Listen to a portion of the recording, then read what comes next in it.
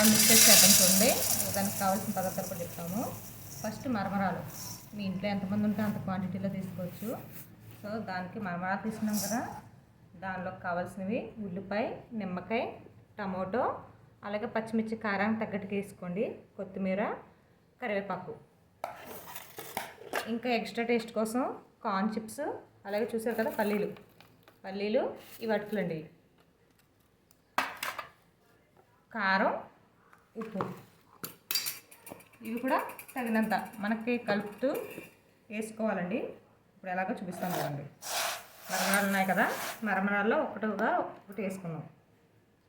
First టమాటాలు వేసుకోండి, కొత్తిమీర, చూసారు కదా పచ్చిమిర్చిని తక్కువగానే తీసుకున్నాము, పిల్లలు తింటారు కదా అని.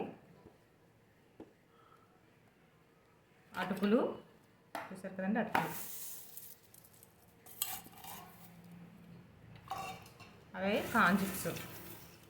మీకు ఎక్స్ట్రాగా టేస్ట్ కోసం ఇంకా పకోడీ వేసుకోవచ్చండి. అలాగే బూందీ కూడా, కార బూందీ అంటాం కదా, అది కూడా వేసుకోవచ్చండి. చూసారు అన్నీ వేసేసాము. వేసిన తర్వాత కార్న్ చిప్స్లో ఆల్రెడీ మనకి కారం ఉంది. సో తర్వాత కరివేపాకు కూడా వేస్తాం చూడండి. కారం మనకు తగ్గట్టు, ఎక్కువగా తినేవాళ్ళు ఎక్కువ వేసుకోవచ్చు, తక్కువగా కావాలని తక్కువ వేసుకోవచ్చు. మాకు క్వాంటిటీ ఎక్కువ కదా, కొంచెం ఎక్కువగానే వేసుకున్నామండి. తర్వాత సాల్ట్,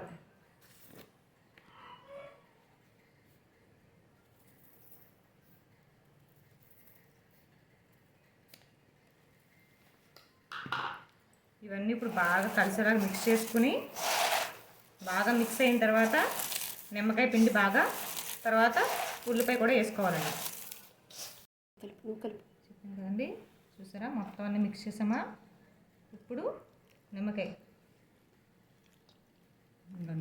చూసారు కదా, మీకు ఎంత పులుపు కావాలంటే అంత ఎక్కువగా పిండుకోవచ్చు.